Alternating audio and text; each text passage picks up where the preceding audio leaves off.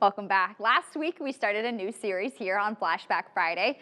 Back in 1999, a group of Quad City residents traveled to Russia with Child Life International to volunteer with Russian orphans. Our former News 8 colleague Jacqueline Getty traveled with them to document the journey. And these are the stories she brought back with her. So last week, she showed us around an orphanage in Moscow. That's right. That was part one of many parts that she put together. And this week, Jacqueline brings us out to a different, smaller community in Russia. Yeah, it's all part of Flashback Friday, only here on The Current on News 8. 6 hours away in Oryol, a town about the size of the Quad Cities, more volunteers from the Child Life team meet the older kids at the transitional children's homes. Hello.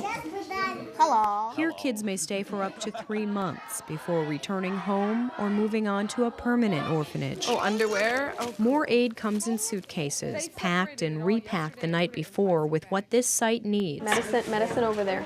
Eric Misfeld is on the Oryol team. He's a lab tech at Genesis Hospital back home. Here, he'll do whatever he can to help. They walk up and grab your hand and look up at you and just smile.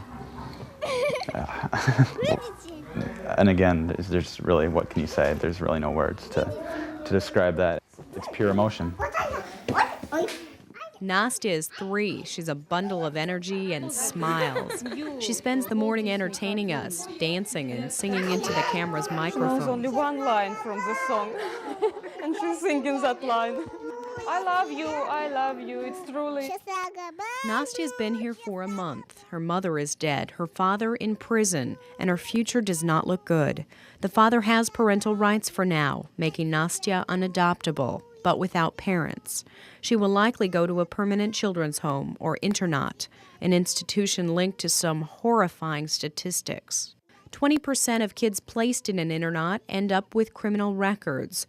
30% wind up drug addicts or alcoholics. 10% commit suicide. What will happen to Nastya? No one can tell us. Having Eric and the Child Life group here means songs and games. In America, right? We live right there in America. And individual attention, the loneliness tucked away behind smiling eyes, at least for some. One of them said, "I want you to be my father." And I was just like, oh. What do you say to that? We go to bed every night, and I mean, you just feel like there's nothing more to give, that you've given everything, and then you wake up the next morning and it's, you see the faces and you're like, you have to give more.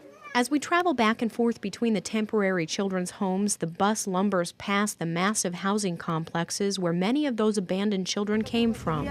We question a social welfare director why the Russian people aren't taking in these children. Our interpreters answer. Relatives are going through financial crisis, and neighbors too. They don't care, they got to take care of themselves. Eugene, who is Russian and a Child Life member, speaks up too. Not because they have bad people or hard-hearted people. They're just emotionally worn out. So that's where the Quad City volunteers have filled a need, at least for a few days, giving the children a little hope and maybe a teddy bear to hang on to, and building trust with workers for future groups to follow. Everybody held out their arms and held them and loved them. And these children just, were so hungry for that, and they needed that so much. And they got it today. It's been a week spent hugging children who may have no future, laughing when the volunteers would rather scream for the inhumanity of the situation. Right now, these children need the smiles. They live the rest. But the sad goodbyes ahead are reality. The whole team knows that, and the days go by fast. They're probably going to cry, and I'm sure I will too. Just thinking about it, I'm dreading tomorrow when we leave. We take them home in our hearts. We leave them here physically. And we pray that God watches over them.